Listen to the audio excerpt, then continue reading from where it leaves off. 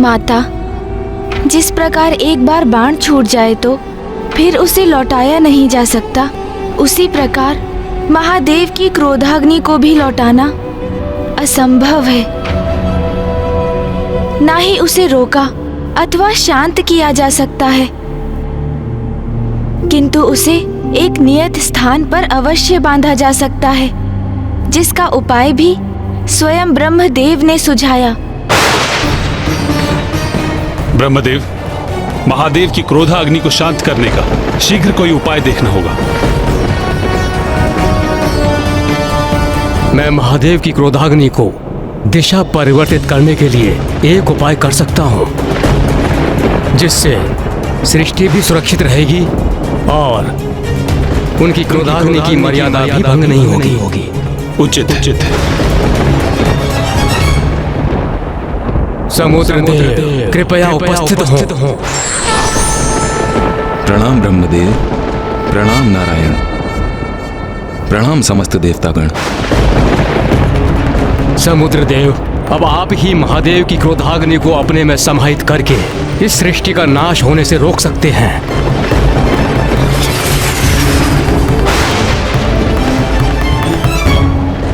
ब्रह्मदेव, आपका आदेश है तो मैं इस क्रोधाग्नि को अपने जल में अवश्य समाहित कर लूंगा, किंतु उसके प्रभाव को शांत करने की क्षमता मेरे जल में नहीं है। इसीलिए ये क्रोधाग्नि सागर की गहराई में जल एवं शिलाओं के मध्य में स्थित रहेगी, किंतु वहां स्थित होने पर भी ये अत्यंत भीषण और प्रबल रहेगी। प्रणाम। और फिर ब्रह्मदेव के आदेश पर समुद्र देव ने महादेव के तीसरे नेत्र से प्रवाहित हुई उनकी क्रोधाग्नि का आवाहन किया।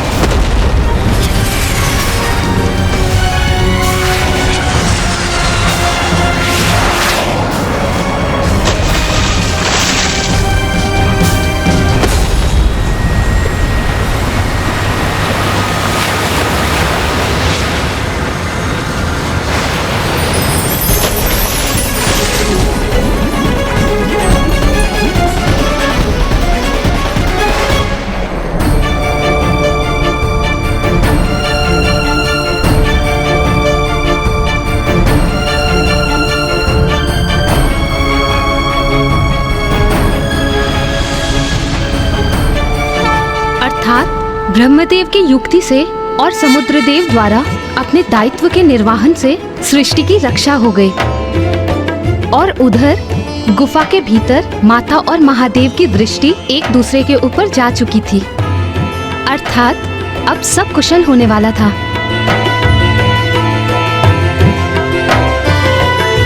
नहीं माता, कुछ भी कुशल नहीं होने जा रहा था, क्योंकि समुद्रदेव ने महादेव की क्रोधाग्नि को एक वडवानल रूप में स्थित कर उसे अपने जल में समाहित अवश्य किया था, किंतु अग्नि, उसकी प्रचंडता तो अभी भी शेष थी और उसी की भांति महादेव का क्रोध भी कहाँ शांत हुआ था।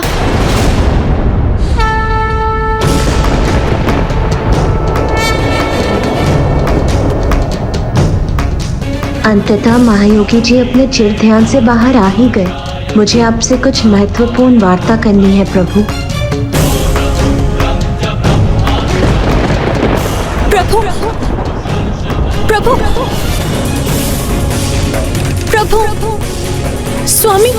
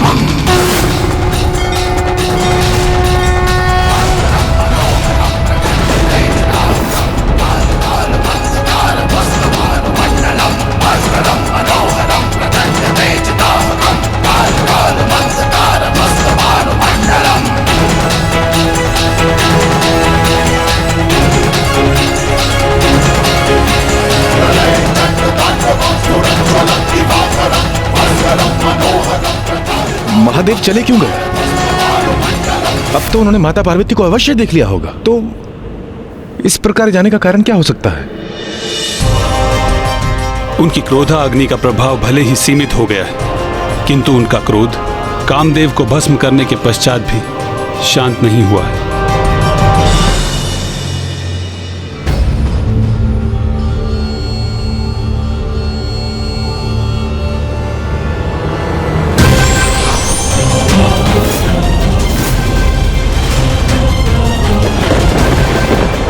प्रणाम ब्रह्मदेव।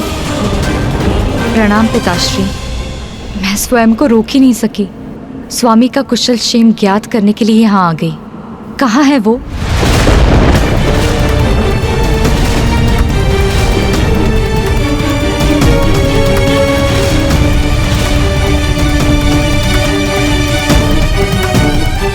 अब सभी इतने शांत क्यों हैं? कुछ कहते क्यों नहीं? स्वामी कहाँ हैं?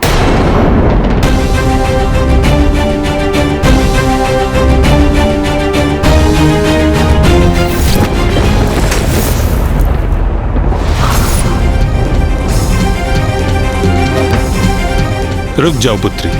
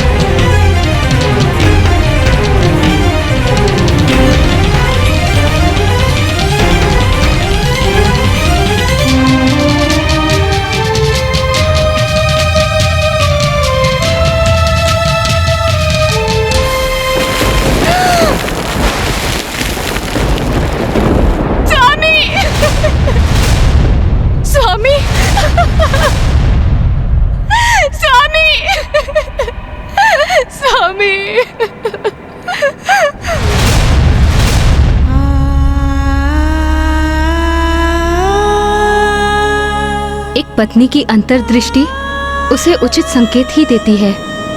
उसे संकट का पूर्वाभास हो ही जाता है। इसलिए देवी रति का कामदेव को रोकना उचित था। हाँ माता, एक पत्नी, एक माँ और एक स्त्री की अंतर्दृष्टि तो सदा उचित होती है, किंतु अब तो बहुत देर हो चुकी थी। एक ओर तो कामदेव ने महादेव और माता पार्वती को एक साथ लाने के प्रयास में स्वयं के प्राण गंवा दिए थे, तो वहीं दूसरी ओर महादेव माता पार्वती को देखकर भी उन्हें अनदेखा कर वहां से चले गए। और गुफा के मुख में देवी रति एक भिन्न सत्य को लेकर शोकाकुल थी। माता के विपरीत उनका संपूर्ण जीवन बिखर चुका था। स्वामी! स्वामी! स्वामी! स्वामी! स्वामी! पुत्री रति, पुत्री। स्वामी, मैंने कहा था आपसे कि मुझे अपशकुन का आभास हो रहा है, परंतु आपने मेरी एक नहीं सुनी। किंतु मुझे आपको यहाँ आने ही नहीं देना चाहिए था। अब मैं क्या करूं स्वामी, अब मैं क्या करूं? कैसे लौटाऊं मैं आपको स्वामी? यदि मैं समय चक्र लौटा सकती तो अवश्य लौटा देती। हम प्रसन्न थे, आनंदित थे, हर्षित थे, प्रेम की लय में बंधे थे। और आप मेरा श्रृंगार कर रहे थे।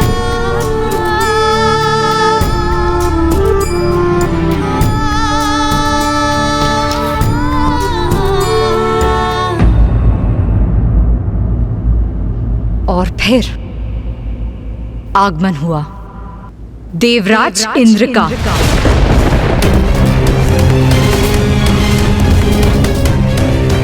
देवराज इंद्र वहां पहुंचे।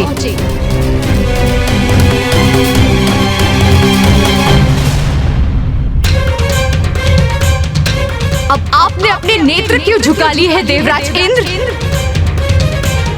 जब आप मेरे पति के पास गुहार लगाने आए थे तब आपके नेत्र नहीं झुके। जब आप मेरे पति के साथ मित्रता की दुहाई दे रहे थे तब भी आपके नेत्र नहीं झुके।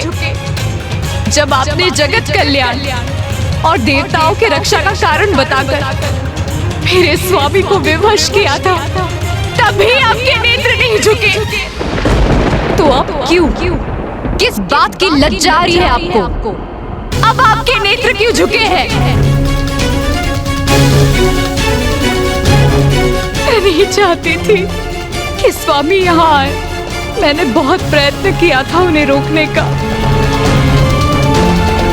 किंतु आपके पास तो सहस्त्रों कारण थे उन्हें मनाने के। क्या कहा था आपने मुझसे कि उन्हें कुछ नहीं होने देंगे, उन्हें सुरक्षित रखेंगे। मेरा विश्वास कीजिए, कामदेव को कोई हानि नहीं होगी। वचन दिया था ना आपने इंद्रदेव, तो क्या हुआ उस वचन का? यहाँ सब देवता सुरक्षित हैं, लेकिन मेरे स्वामी भस्म हो गए। ऐसी सुरक्षा की थी आपने उनकी। आप मेरे पति की मृत्यु का कारण है इंद्रदेव। आप तो देवराज है ना, तो मैं इस बात की साक्षी हूँ कि देवराज के वचन का कोई अर्थ नहीं। आप मेरे निवास पर आए, मेरे समक्ष खड़े रहे, मुझे वचन दिया, मुझे आश्वस्त किया और मेरे पति को मेरे सामने लेकर गए। इसीलिए आप ही मेरे और मेरे पति के दोषी हैं। कुछ नहीं सुनना है मुझे। आप अपना वचन निभाए, जीवित कीजिए मेरे पति को। देवीरती, जो आप समझ रही हैं वास्तव में वैसा नहीं। अब आपके मुख से मैं और कुछ सुनना नहीं चाहती। आपने वचन दिया था ना मुझे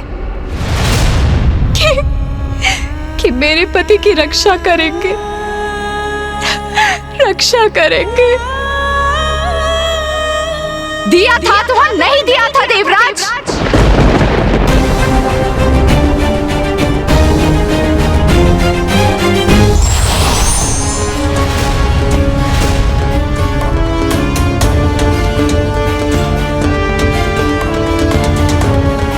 उत्तर दीजिए देवराज इंद्र, मेरी पुत्री आपसे प्रश्न पूछ रही है, उसका उत्तर दीजिए। देखिए देखिए क्या हो गया मेरे पति को।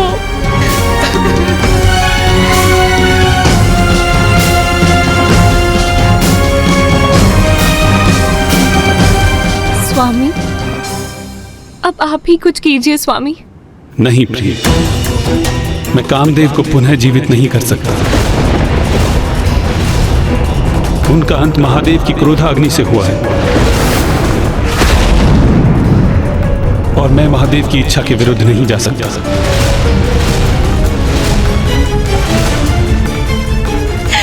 ये कैसा न्याय है पिताश्री? इंद्रदेव ने मुझे आश्वस्त कर ये कहा था। देवीरती, आप नारायण की पुत्री हैं। आपको कदापि चिंता नहीं करनी चाहिए। ये क्या कर दिया देवराज इंद्र आपने? इतनी भयंकर योजना बनाने के पूर्व आपने एक बार मुझसे या ब्रह्मदेव से पूछना उचित नहीं समझा? आप सभी देवताओं के मुख पर ग्लानि का भाव देखकर मुझे आभास हो रहा है कि इंद्रदेव की योजना में आप सभी सम्मिलित भी थे और उन्हें आपका समर्थन भी प्राप्त था।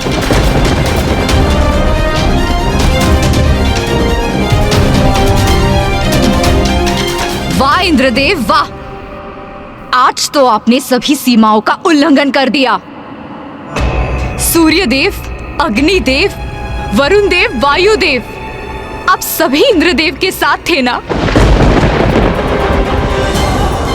आप सबकी सहमति प्राप्त थी उन्हें, फिर एकमात्र मेरे पति दंड के भागी क्यों बने?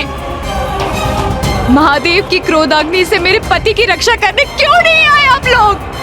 क्यों नहीं आए? देवी रति, मैं यहीं उपस्थित था किंतु सब कुछ पलक झपकते ही हो गया और जो कुछ भी हुआ ये उचित नहीं है। किंतु मुझे कदापि ज्ञात नहीं था कामदेव के बाण से महादेव की क्रोधाग्नि जागृत हो जाएगी। क्या कल्पना भी नहीं की थी आपने? मैंने स्वयं आपसे कहा था कि महादेव महायोगी हैं। उन्हें कोई भी, मेरे पति कामदेव भी, काम भावना के वश में नहीं कर सकते। जो सत्य मैं भली भांति समझती हूँ, उस सत्य का आभास भी नहीं हुआ आपको? फिर कैसे देवराज इंद्र है आप?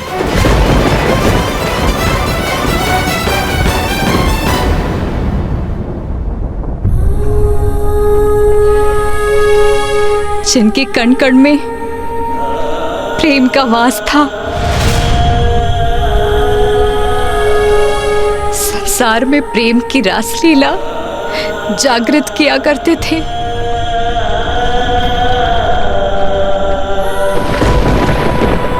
कितनी अपार पीड़ा हुई होगी स्वामी को, कितने तड़पे होंगे वो, जब आप देवताओं के कारण महादेव की क्रोधाग्नि ने भस्म किया होगा उन्हें। और आप सभी ने तनिक भी इस बात का विचार किया कि कामदेव के बिना रति कैसे जीवित रहेगी, क्या करेगी वो? और क्या आपका ये संसार कामदेव और रति के बिना स्थिर रह सकेगा?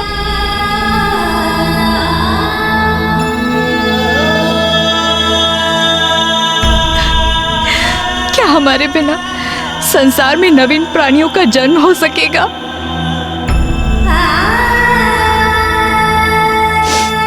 ब्रह्मदेव, आप तो सृष्टि के रचयिता हैं, इसीलिए आप तो अवश्य कुछ करने में सक्षम होंगे।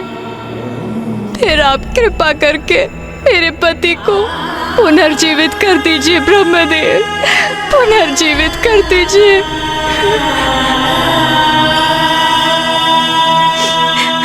पिताश्री, आप तो पिता है ना मेरे, आपका जामाता मृत अवस्था में है, फिर आप क्यों नहीं जीवित कर रहे उन्हें? क्या आपको आपकी पुत्री का वैधव्य विचलित नहीं कर रहा? आप मुझे विधवा रूप में कैसे देख पा रहे हैं पिताश्री? कैसे देख पा रहे हैं?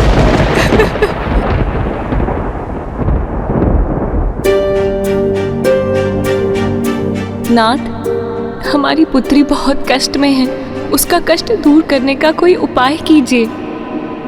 नहीं प्रिय, इसमें मैं सर्वथा असमर्थ हूं।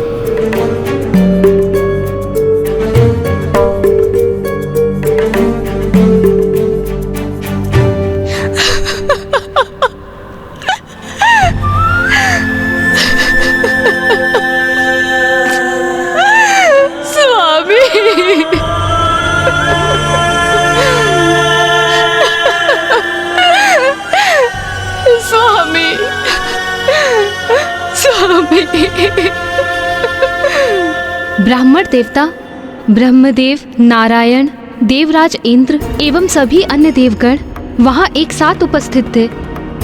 फिर भी कुछ भी करने में असमर्थ थे। एक पत्नी होने के नाते मैं देवी रति की पीड़ा की कल्पना भी नहीं कर सकती।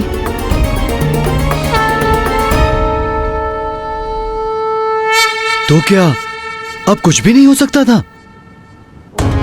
किंतु कामदेव से रहित संसार में तो असंतुलन स्थापित होता ना। जब सर्वत्र निराशा का अंधकार छाया हो, तभी तो भगवान में विश्वास की परीक्षा होती है। और वहां छाए उस अंधकार में भी आशा की एक किरण थी। ब्रह्मदेव और नारायण को ये भली भांति ज्ञात था कि यदि उस स्थिति को सुधारने हेतु कोई कुछ कर सकता था तो वो एकमात्र माता आदि शक्ति ही थी। अपने आवेश में महादेव गुफा से बाहर निकल गए, किंतु माता वो तो अपने पूर्व काल की स्मृतियों और महादेव के सानिध्य में बिताए गए पलों के विचार में डूबी उस गुफा में ही स्थित थी। देवी पार्वती, अब समय आ गया है, स्वयं को पहचानिए, क्योंकि अब आगे जो कुछ भी करना है आपको ही करना है।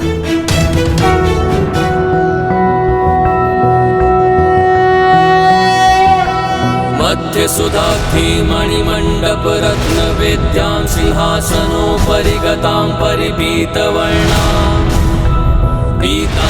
मैं तुम्हारी पुत्री बनकर तुम्हारी मनोकामना अवश्य पूर्ण करूंगी। घृत मुग्धर वैरि जिह्वां।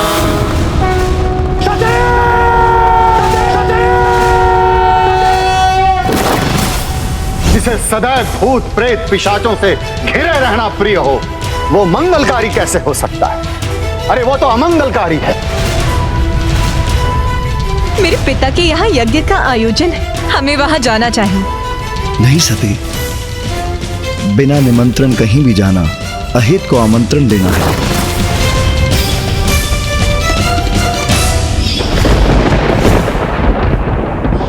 मैं जो तीनों लोकों को नियंत्रित करती हूँ, मैं जिनसे त्रिदेवियों अर्थात देवी लक्ष्मी, सरस्वती और पार्वती की उत्पत्ति हुई है, एकमात्र मैं ही महादेव की पत्नी बनने के योग्य हूँ। मैं आदि शक्ति शैलपुत्री पार्वती के स्वरूप में पुनः जन्म लूंगी।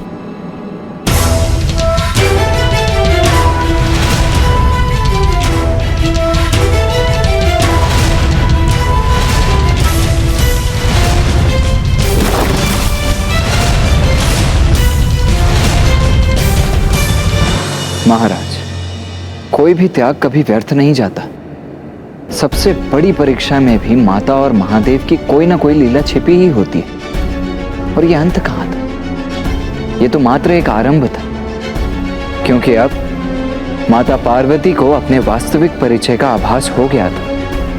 उन्हें ज्ञात हो गया था कि वो ही माता आदि शक्ति है, जो समस्त देवताओं को पूर्व से ही ज्ञात था।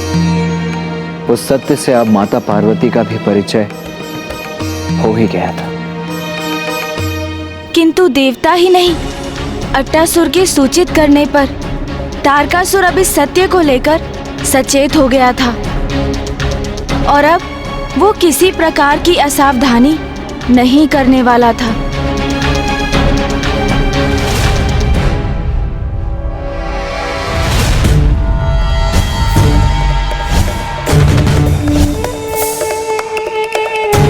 अट्टासुर जी, अभी आपके घाव पूरी तरह से भर चुके हैं। आप कुशल हैं और आपको पूर्ण रूप से स्वस्थ करने के लिए मैंने और औषधि भी दे दी है। एक सुझाव है आपके लिए, आप कुछ समय और विश्राम कर लीजिए।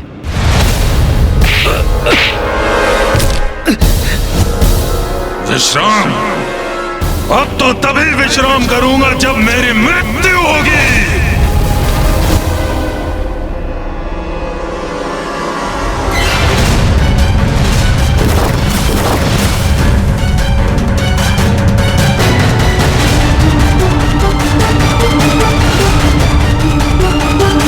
देवी आदिशक्ति, आज से 16 वर्ष पूर्व आपके कारण अंत हुआ था मेरा, किंतु अब एक नवीन जीवन की प्राप्ति हुई है मुझे। अब मैं पहले से भी अधिक बलशाली हो चुका हूँ। प्रतीक्षा करो देवी, प्रतीक्षा करो। महाराज की अनुमति प्राप्त करते ही मैं तुम्हारा विनाश कर दूंगा।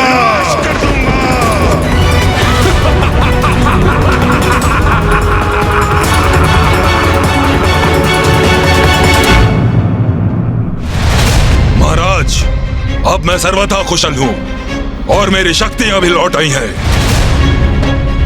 आप मुझे जाने की अनुमति दें ताकि हम उन देवी शक्तियों को उचित शिक्षा का पाठ पढ़ा सकें। 16 वर्ष पूर्व भी तुमने यही कहा था अट्टासुर। जी महाराज, किंतु इस बार मैं अपनी शक्ति का उच्च प्रमाण दूंगा। इस बार मैं आपको कदापि निराश नहीं करूंगा महाराज। उचित है।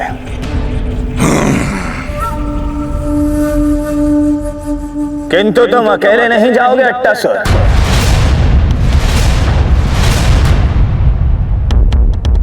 सैनिकों,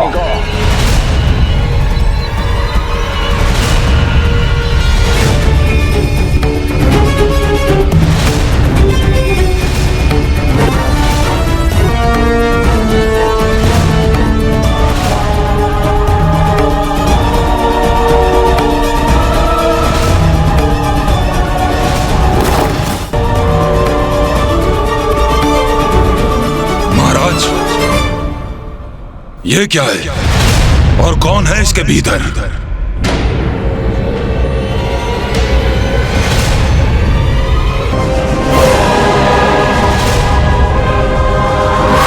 खोलो इसे।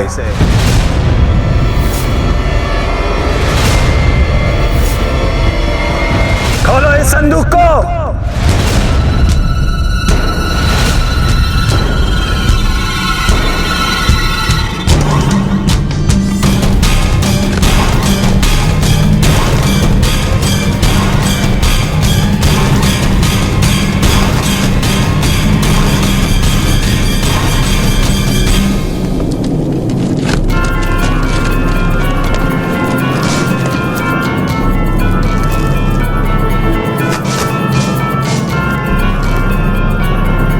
ये क्या महाराज, ये संदूक तो रिक्त है।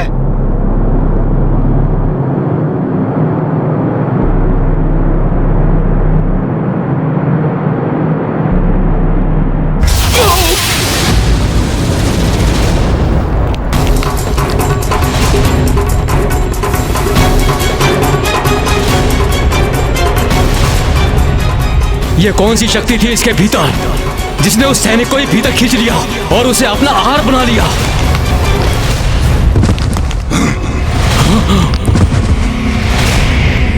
ये तो कोई भयंकर आसुरी शक्ति प्रतीत होती है। कारिका! कारिका!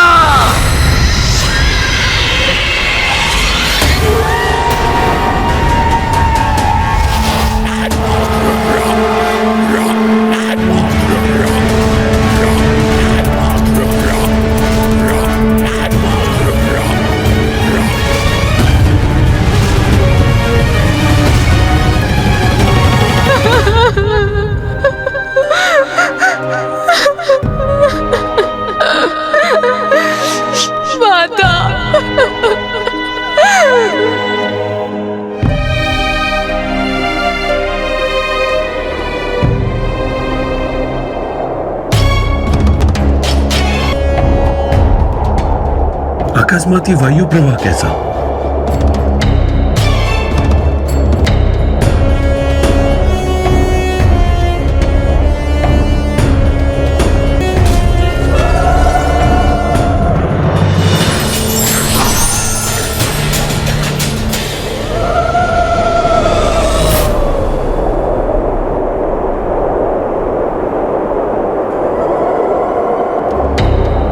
अब वो समय आ गया है जिसकी हमें कब से प्रतीक्षा थी।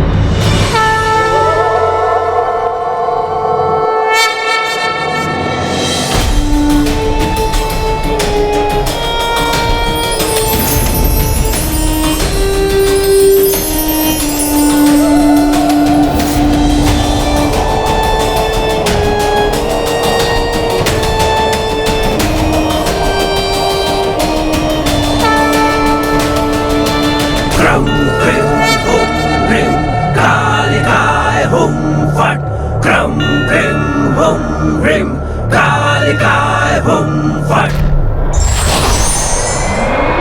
चलन्ति मङ्गलाकाली भद्रकाली कपालिनी जयन्ती मङ्गलाकाली भद्रकाली कपालिनी दुर्गा क्षमा शिवा दात्री स्वाहा स्वधा नमोस्तुते दुर्गा क्षमा शिवा दात्री स्वाहा स्वधा नमोस्तुते घोर स्वरूपा काली भवानी भद्रकाली चंद्रमुंड संहारी रक्त बीज कौमारी तू स्वाहा शक्तिशाली देश मुक्त बलशाली खप्पर वाली कपाली कारिका कारिका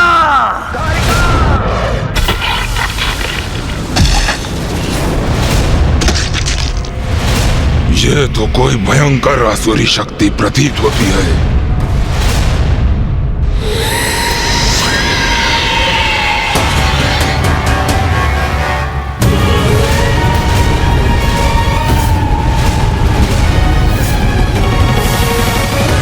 प्रणाम महाराज, आपने मुझे बुलाया? कहिए, क्या आदेश है मेरे लिए? एक अत्यंत महत्वपूर्ण कार्य तुम्हें सौंप रहा हूं मैं कारिका। जाओ, अट्टासुर के साथ जाओ, ढूंढो उस आदि देवी शक्ति को, और यदि अट्टासुर उस देवी का अंत करने में असमर्थ रहा तो तुम इस कार्य को पूर्ण करो।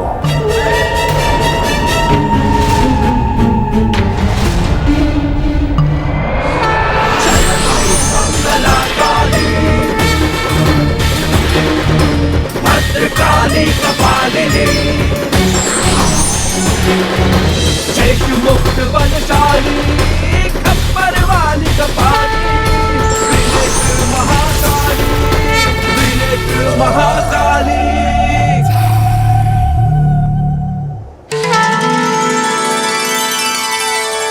माता।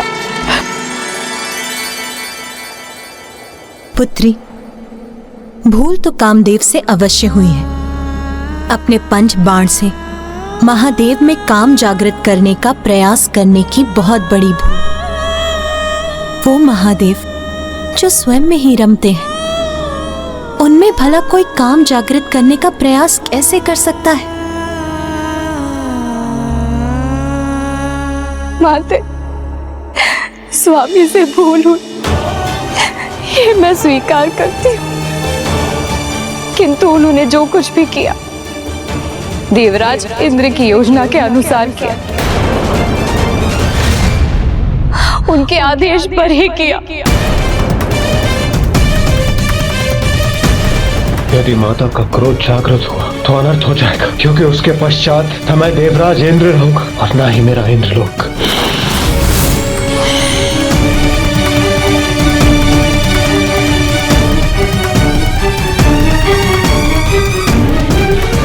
माता, मैंने अपने पति को खो दिया और सृष्टि ने कामदेव को। अब संसार का क्या होगा माता? कामदेव के बिना प्रजनन रुक जाएगा, सृष्टि में नवीन जीवन का संचार होना थम जाएगा, अनर्थ हो जाएगा माता, अनर्थ हो जाएगा।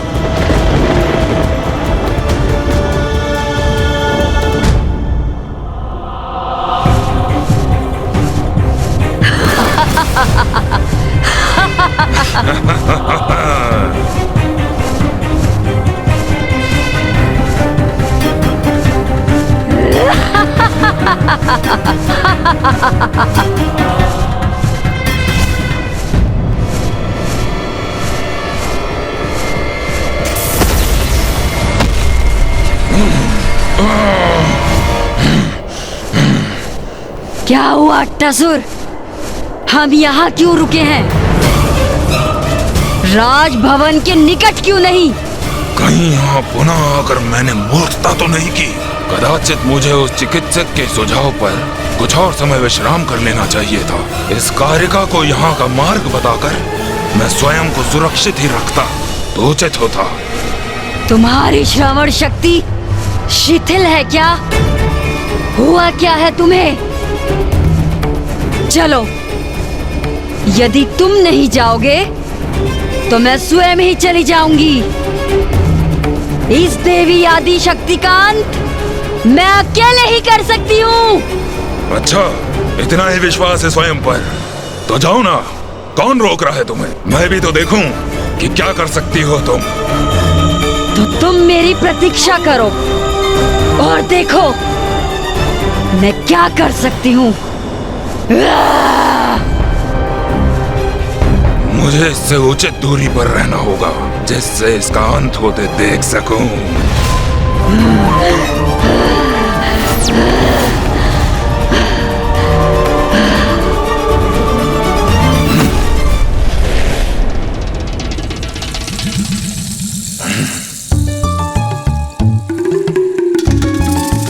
उचित है, मेरे लिए यही स्थान उचित है।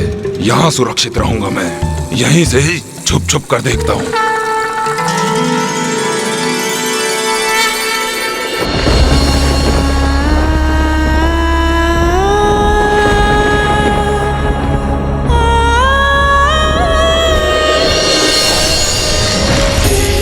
सरस्वतीं व्यासं ततो जयमुदीरये।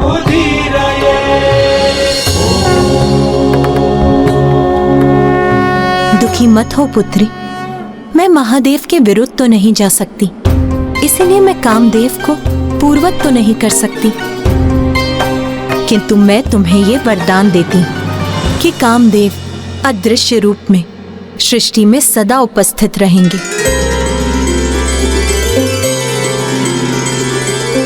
और उनकी पत्नी होने के नाते एकमात्र तुम ही उन्हें देख सकोगी।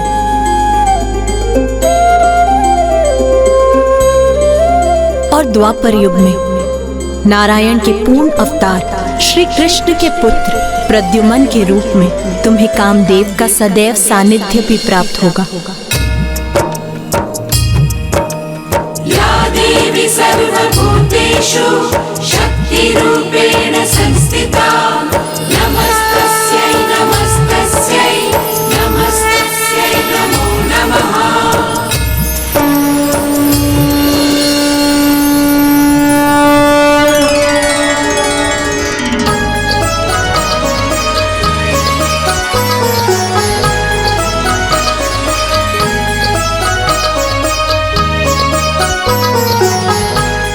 प्रणाम माता।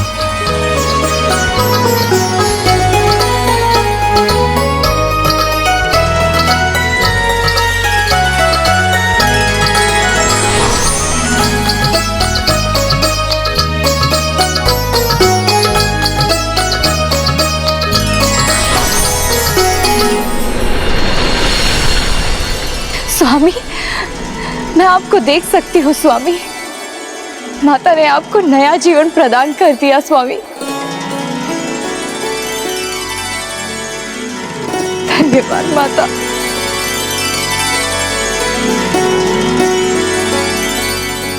मुझे क्षमा कर दे माता।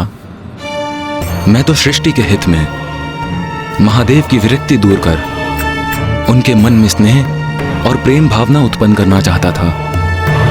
इसलिए मैंने जो भी किया वो किसी द्वेष भावना से नहीं किया, किंतु मेरे कारण महादेव क्रोधित हो गए। कामदेव, आप ये भूल गए कि यदि महादेव में कोई काम भावना जागृत कर सकता है तो वो एकमात्र आदि शक्ति है, अर्थात स्वयं मैं।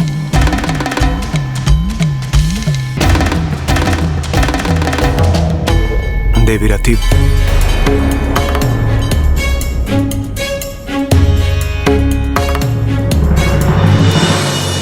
देवी रति, मैं कामदेव को देखने में असमर्थ हूं, किंतु मैं आप दोनों से क्षमा याचना करना चाहता हूं।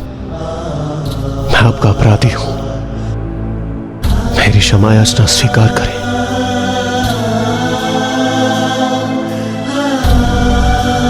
इंद्रदेव, माता आदिशक्ति के आशीर्वाद से मुझे स्वामी का साहित्य पुनः प्राप्त हो गया। संसार को कामदेव रति प्राप्त हो गए। माता की कृपा से मुझे मेरे स्वामी प्राप्त हो गए, वो पुनः अस्तित्व में आ गए। इसीलिए मैं अब किसी पर भी क्रोधित नहीं हूँ देवराजेंद्र। अब हमें आज्ञा दीजिए माता।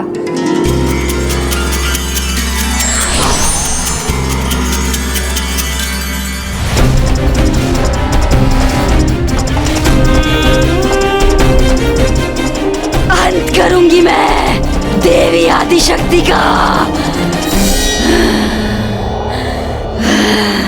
वो देवी तो वहाँ उपस्थित प्रतीत हो रही है। अच्छा ही हुआ, अब मुझे इसका अंत करने के लिए राजभवन में जाने की कोई आवश्यकता नहीं। मेरे हाथों इसकी मृत्यु ही से यहाँ खींच लाई है।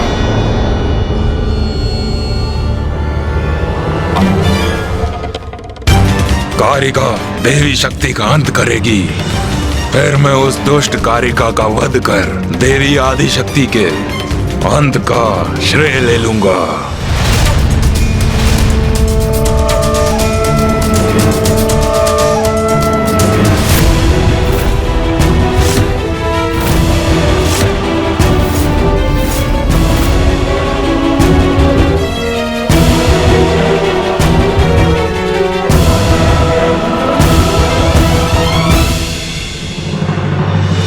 ये तो कोई आसुरी स्त्री है जो आकाश में हमारे ऊपर मंडराकर ये छाया प्रकट कर रही है।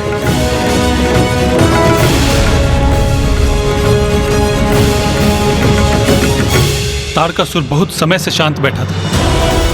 अब वो अपनी असुरी सेना को भेजकर देवी आदिशक्ति का अहित करना चाहता है।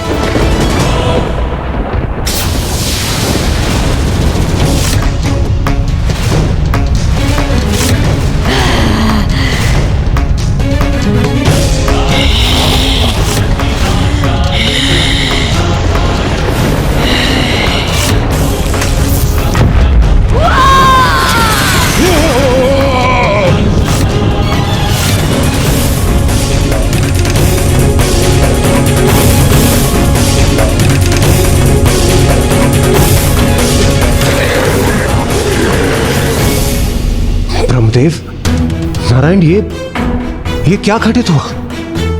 देवराजेंद्र, माता आदिशक्ति को इस असुरी शक्ति का आभास हो गया था और उन्होंने अपने एक हुंकार से समस्त असुरों को छिन्न भिन्न कर दिया। एकमात्र आदिशक्ति ही ऐसा करने में सक्षम है।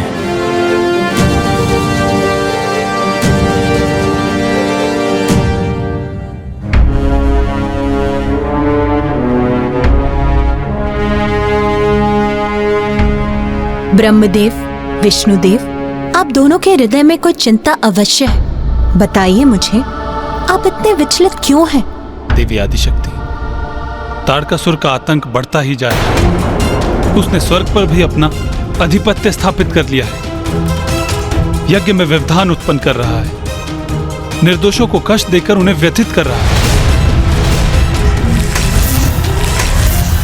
तारकासुर का अंत आपके और महादेव के पुत्र के द्वारा ही संभव है। अब एकमात्र आप ही जो महादेव में काम भावना उत्पन्न कर उन्हें विरक्ति के भाव से बाहर ला सकते हैं। इसलिए तारकासुर के अंत के लिए, सृष्टि के हित के लिए आपका और महादेव का विवाह अनिवार्य है।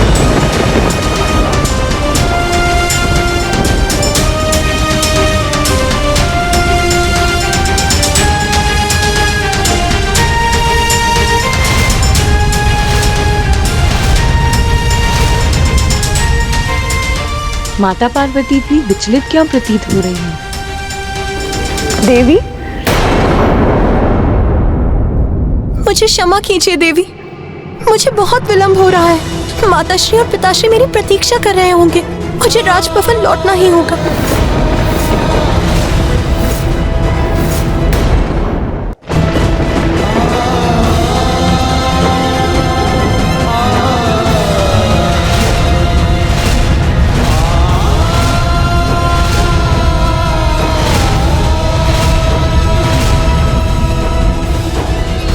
मैं कुछ समझा नहीं। माता पार्वती पुनः महाराज हिमावन की पुत्री के रूप में आ गई, किंतु क्यों? इसका कारण तो स्पष्ट है।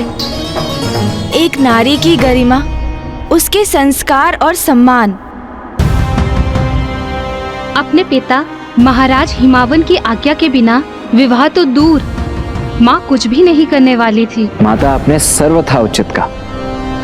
माता पार्वती ने महाराज हिमावन की कन्या के रूप में जन्म लिया था,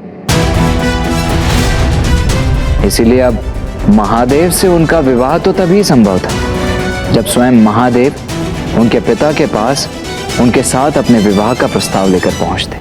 अर्थात जब तक महाराज हिमावन माता पार्वती का कन्यादान कर उन्हें महादेव को सौंप नहीं देते, वो महादेव को कैसे स्वीकार कर सकती थी? इसीलिए माता को स्वयं का वास्तविक परिचय ज्ञात होने के बाद भी महाराज हिमावन के राजभवन लौट गईं। इधर देवता पुनः चिंतित थे, क्योंकि इतनी बड़ी सफलता प्राप्त करने के उपरांत भी वो पुनः निरुपाय हो गए थे, और उधर तारकासुर को भी असफलता ही हाथ लगी। विश्वास है मुझे, इस बार कोई चूक संभव नहीं।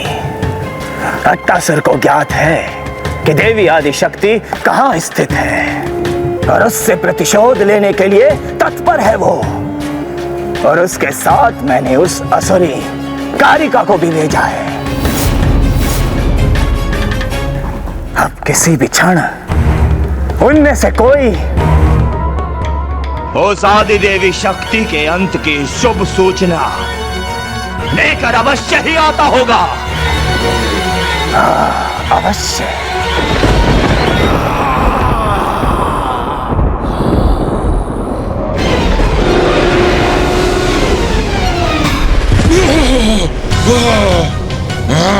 अट्टासुर उन्हें आहत अवस्था में?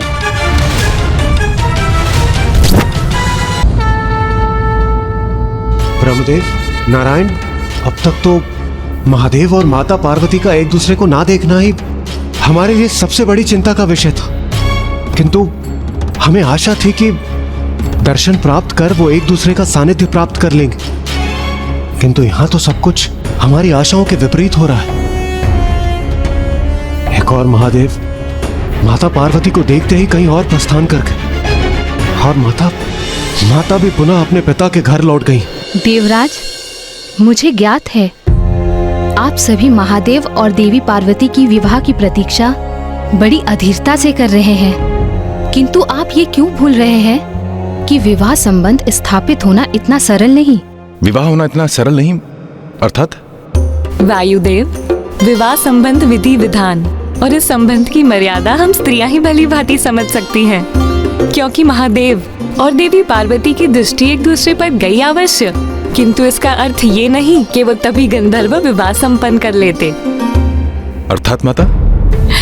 विवाह संबंध स्थापित करने हेतु मर्यादा अनुसार सर्वप्रथम वर पक्ष की ओर से कन्या के लिए विवाह का प्रस्ताव आना अनिवार्य होता है। अर्थात देवी पार्वती से विवाह करने हेतु महादेव को अपनी ओर से विवाह का प्रस्ताव देवी पार्वती के पिता महाराज हिमावन तक भिजवाना होगा। किंतु माता, जिस प्रकार क्रोधावेश में महादेव यहाँ से प्रस्थान किए, उससे तो यही प्रतीत होता है कि विवाह में उनकी तनिक भी रुचि नहीं। तो फिर वो विवाह का प्रस्ताव क्यों भेजेंगे? देवी लक्ष्मी, प्रतीत होता है कि हम देवियों को ही देवताओं को सब समझाना होगा।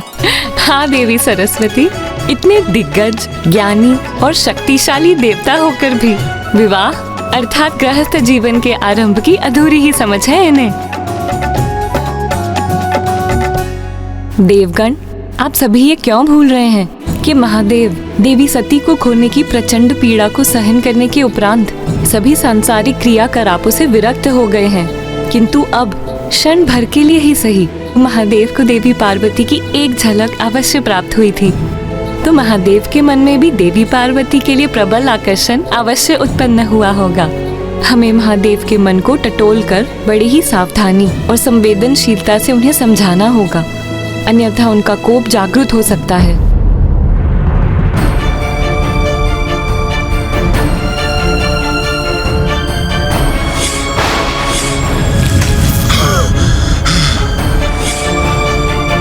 माता लक्ष्मी, माता सरस्वती, महादेव से विवाह के विषय में चर्चा करने और उसका प्रस्ताव रखने का साहस किसमें है? क्यों देवराज, इसकी चिंता आप क्यों करते हैं? इसके लिए नारायण है ना। मैं? परंतु मुझे ये सौभाग्य क्यों प्राप्त हो? इसलिए स्वामी, क्योंकि आप कन्या के भ्राता जो हैं।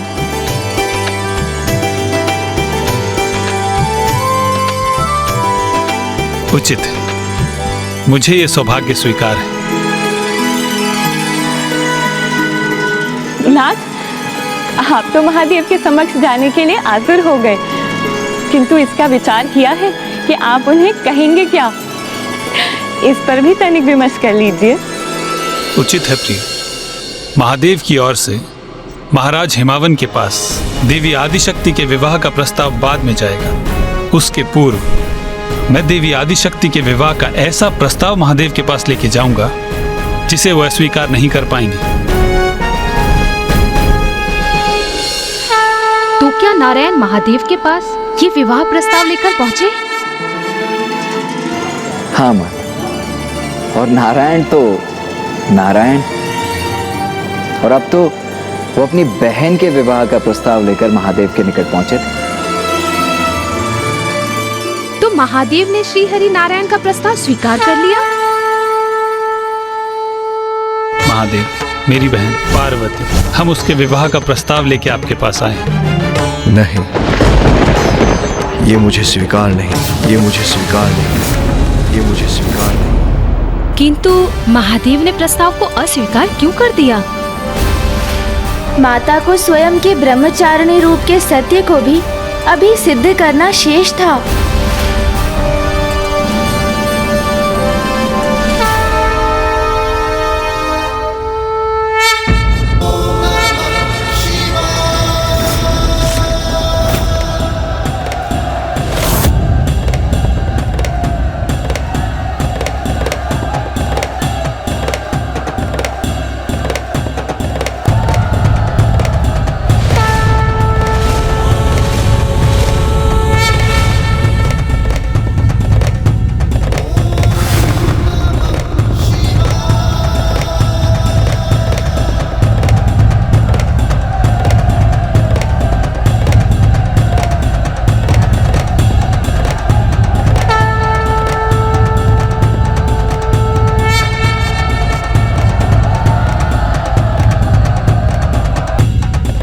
प्रणाम नारायण, प्रणाम माता। आप दोनों यहाँ इस प्रकार? हाँ नंदी जी, हम महादेव से भेंट करने आए। उनसे एक विशेष कार्य है एक विशेष संदेश देना है उन्हें। प्रभु, माता महादेव एक दीर्घ अवधि के उपरांत जब यहाँ लौटे तो अत्यंत आवेश में थे और यहाँ आते ही वो गहन ध्यान में लीन हो गए हैं। कोई बात नहीं नंदी जी, हम एक अति विशेष कार्य से आए हैं। आप चिंतित ना हो, मुझे पूर्ण विश्वास है कि महादेव हमें देख के अत्यंत प्रसन्न होंगे। चलिए देवी लक्ष्मी।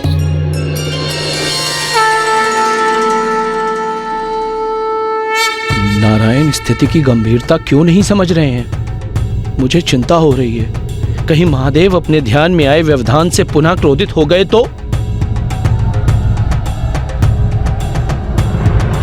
प्रभु नारायण, मुझे क्षमा करें, मैं छोटे मुंह बड़ी बात कह रहा हूं, किंतु महादेव को इस समय इतनी ध्वनि भाएगी नहीं।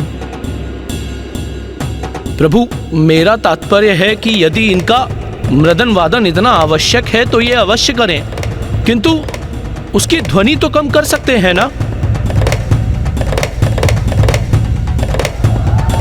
नारायण और माता लक्ष्मी ने तो मेरे निवेदन को जैसे अनसुना कर दिया। कहीं अब कोई भीषण अनर्थ तो घटित नहीं होने वाला है यहाँ?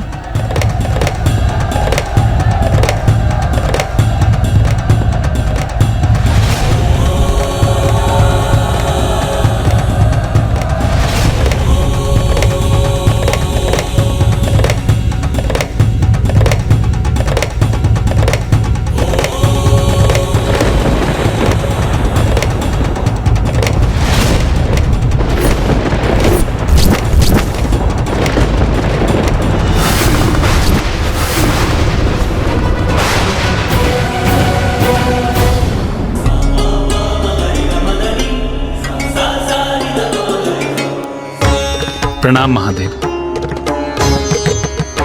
महादेव, मैं और मेरी पत्नी आपसे एक महत्वपूर्ण चर्चा करने आए हैं। महत्वपूर्ण चर्चा? किंतु इतनी भी क्या महत्वपूर्ण चर्चा हो सकती है नारायण, जो आपको स्वयं देवी लक्ष्मी के साथ यहाँ कैलाश आना पड़ा? मेरी बहन जो संसार में शैलपुत्री, पार्वती और काली नाम से विख्यात है, हम उसके विवाह का प्रस्ताव लेके आपके पास आए। विवाह का प्रस्ताव लेके आपके पास आए। विवाह का प्रस्ताव लेके आपके पास आए।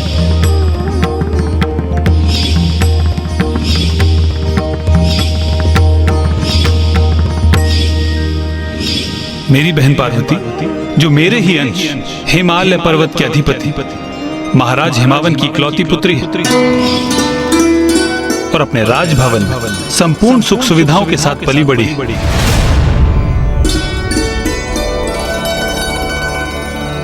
उनके राजभवन की तुलना में आपका भवन थोड़ा छोटा अवश्य है, किंतु मुझे पूर्ण विश्वास है कि विवाह के उपरांत महाराज हिमावन आपके लिए एक विशाल भवन अवश्य बनवा देंगे। क्यों देवी लक्ष्मी? ये आप क्या कह रहे हैं नारायण? मेरे प्रभु महादेव तो त्रिलोक के अधिपति हैं। संपूर्ण सृष्टि उन्हीं में समाहित है। सूर्य एवं चंद्र सभी के ऊर्जा के स्रोत तो वो ही है। कैलाश का ये सर्वोच्च शिखर उनका सिंहासन है। उन्हें भला किसी भवन की क्या आवश्यकता? किंतु मेरी बहन दुर्लभ और बहुमूल्य आभूषण ही धारण करने की अभ्यस्त है। इसलिए हम शगुन स्वरूप महादेव के लिए स्वर्ण, हीरे एवं अन्य आभूषण लेकर आए हैं।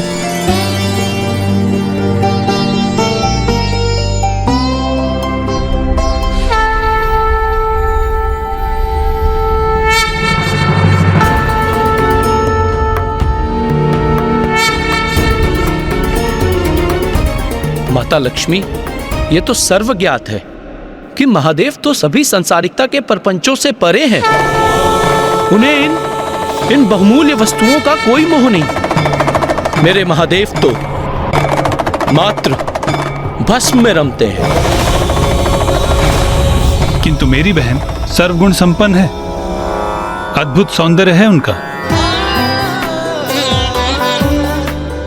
और महादेव जगत पिता है, त्रिकालदर्शी, परम ब्रह्म है। अब बस भी कीजिए नाथ। मुझे ज्ञात है कि आपको अपनी बहन पार्वती पर बहुत गर्व है। आप यहाँ उनका प्रस्ताव लेकर आए हैं, तो उनकी इतनी प्रशंसा करना तो स्वाभाविक है। आपकी बहन सर्वगुण संपन्न है, तो महादेव भी महादेव हैं। उनकी महिमा की भी कोई तुलना संभव नहीं। इसीलिए अब आप बात आगे बढ़ाइए। महादेव, आप मेरी बहन पार्वती के विवाह का प्रस्ताव स्वीकार कर लीजिए। सोच लीजिए महादेव, यदि आपका विवाह मेरी बहन पार्वती से होता है तो कैलाश में भी सुख समृद्धि बढ़ेगी। नारायण, आप कदाचित भूल रहे हैं, पार्वती आपकी इकलौती बहन और महाराज हिमावन की इकलौती पुत्री होगी, किंतु वो मेरी शक्ति, धन, समृद्धि, भवन, आभूषण इत्यादि से आप मेरी आदि शक्ति का संबंध जोड़ रहे हैं। किंतु कदाचित आप भूल रहे हैं कि सृष्टि में जो कुछ भी है और जो कुछ भी होगा वो तो स्वयं उन्हीं का साकार रूप है। दिव्यता की ये मूर्त रूप है, जगत जननी है, प्रकृति है, समस्त ऊर्जा की स्रोत है। वो है तो मैं हूं, क्योंकि शक्ति रहित शिव तो शव है, शव।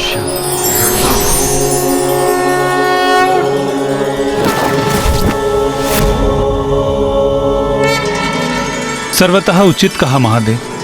मैं तो केवल आपको टटोल रहा था।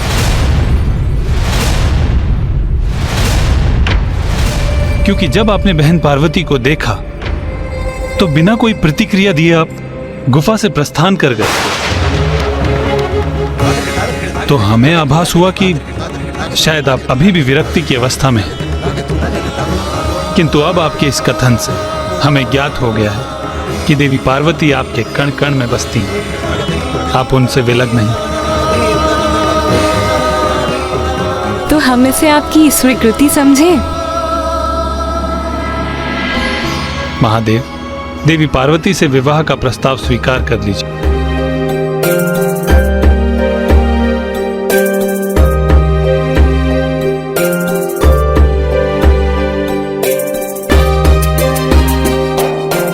नाथ, मेरे पिता के यहाँ यज्ञ का आयोजन है, हमें वहाँ जाना चाहिए।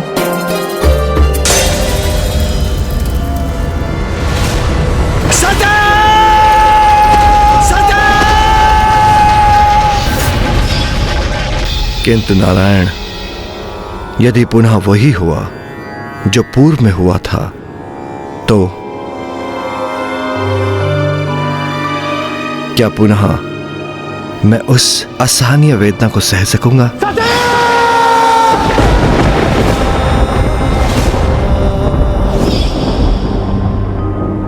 जो मैंने देवी सती के वियोग में सही थी। नहीं, ये मुझे स्वीकार नहीं।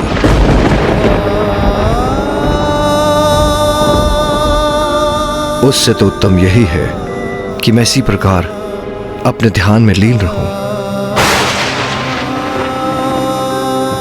और आपने अपनी बहन के सभी गुण तो गिना दिए, किंतु उनके दोष, उसका उल्लेख नहीं किया आपने। उस समय जब राजा प्रजापति दक्ष की पुत्री के रूप में प्रकट हुई थी, कितना हठ था उनके स्वभाव में। मेरे उचित सुझाव को अनसुना कर दिया था। सती, यदि तुम जाने का निर्णय ले ही चुकी हो तो मैं तुम्हें रोकूंगा नहीं, किंतु इसके बाद भी मैं कदापि तुम्हारे साथ नहीं जाऊंगा। अभी आप ही ने कहा कि हठ उचित नहीं, और अब आप ही अपने हठ पर अडिग हैं। उचित है फिर। मैं आपकी पत्नी अवश्य हूं, किंतु मैं अपने पिता की पुत्री भी हूं, इसीलिए मैं वहां अवश्य जाऊंगी। इसका कितना भीषण परिणाम हुआ था। उन्होंने आत्मदाह कर लिया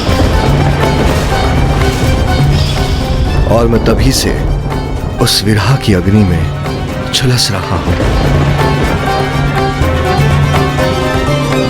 इसलिए अब जब वो देवी शैलपुत्री का रूप धारण कर प्रकट हुई है और उनके स्वभाव के हट के कारण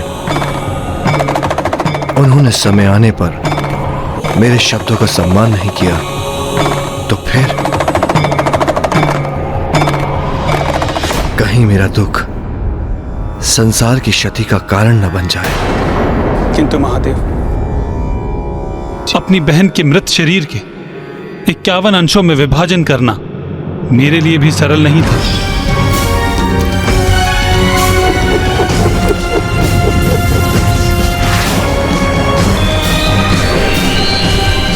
अत्यंत पीड़ादायक था, किंतु ये केवल आपके और देवी पार्वती के सुख या हित तक ही सीमित नहीं है। जगत पिता हैं आप। आपके कर्तव्य व्यक्तिगत स्वार्थ से कहीं अधिक महत्वपूर्ण है, और आपके विवाह से संसार का कल्याण भी जुड़ा है, क्योंकि तारकासुर का अंत एकमात्र आपकी संतान के द्वारा ही संभव है।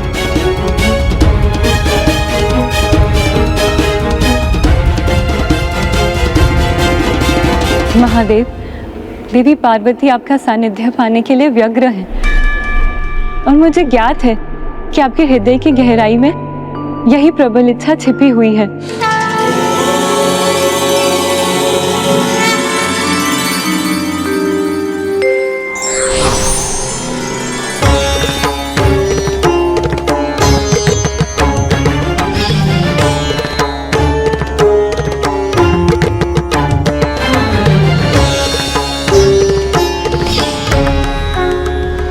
मेरी विनती स्वीकार कीजिए महादेव। देवी पार्वती से विवाह का प्रस्ताव स्वीकार कीजिए।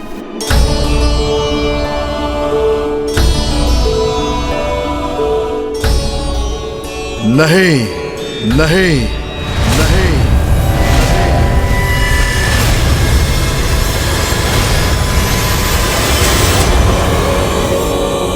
किंतु क्यों महादेव? नारायण, मेरे विषय में सब कुछ ज्ञात होते हुए भी आप मुझे टटोल रहे थे। यहां आकर एक प्रकार से आप मेरी परीक्षा ले रहे थे, तो मैं भी देवी पार्वती से विवाह उनकी परीक्षा लेने के उपरांत ही करूंगा।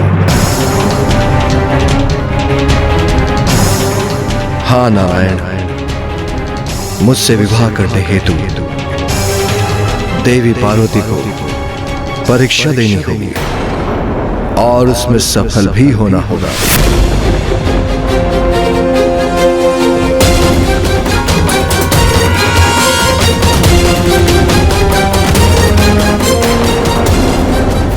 महादेव माता पार्वती की परीक्षा लेना चाहते थे, किंतु क्यों? हाँ ब्राह्मण देवता, माता ने तो कितनी निष्ठा और भक्ति भाव से महादेव की सेवा की थी, तो फिर अब उनकी किसी भी परीक्षा की क्या आवश्यकता थी? माता, लौह भी तब कर ही स्वर्ण बनता है और इसमें तो कोई संदेह नहीं कि माता पार्वती पूर्ण रूप से महादेव के प्रति समर्पित थीं। किंतु उन्होंने जो भी किया वो तो उनके पिता महाराज हिमावन की इच्छा से, उनके आदेश का पालन करने हेतु किया था। किंतु अब महादेव ये सुनिश्चित करना चाहते थे कि जहां माता सती के प्रेम में हठ सम्मिलित था, वहीं माता पार्वती उस हठ से सर्वथा मुक्त थी।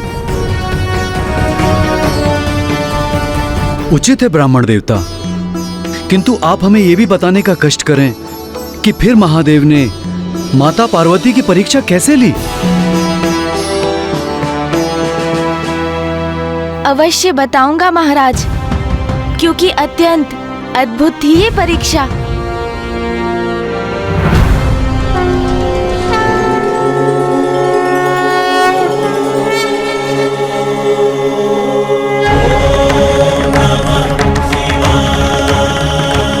पार्वती, मैं तुम्हारी परीक्षा लेने आ रहा हूं।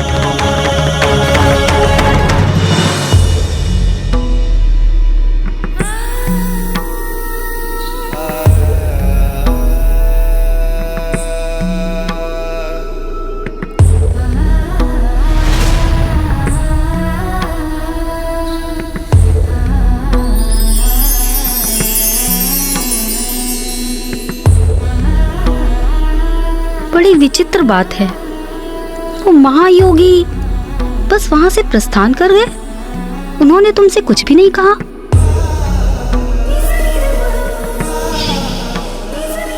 प्रभु, प्रभु, नहीं, उन्होंने तो मुझसे एक शब्द भी नहीं कहा।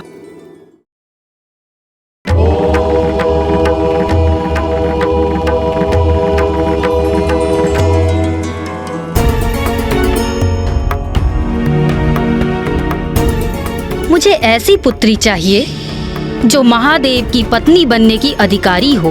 मैं तुम्हारी पुत्री बनकर तुम्हारी मनोकामना अवश्य पूर्ण करूंगी। तथास्तु।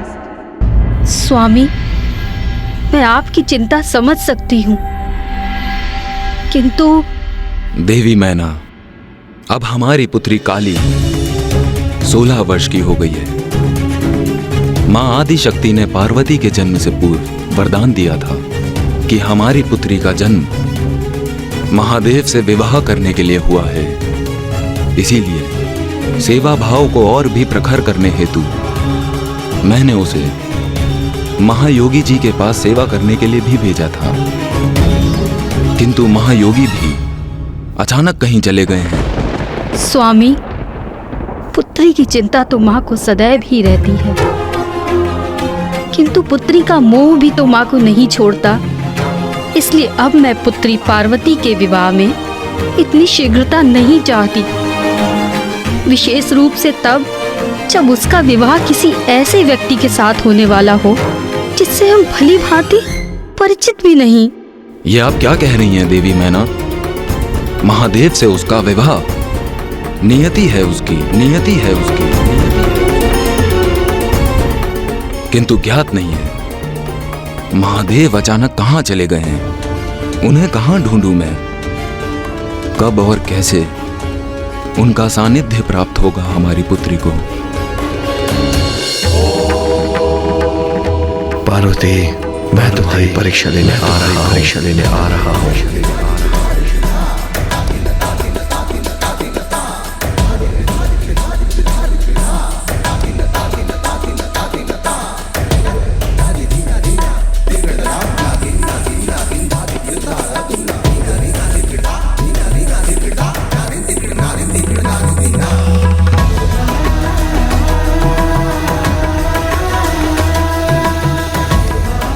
क्या हुआ पार्वती? अब अचानक से तुम इतनी विचलित कैसे हो गईं? याद नहीं, मुझे ऐसा आभास हुआ जैसे किसी ने मुझे मेरे नाम से पुकारा।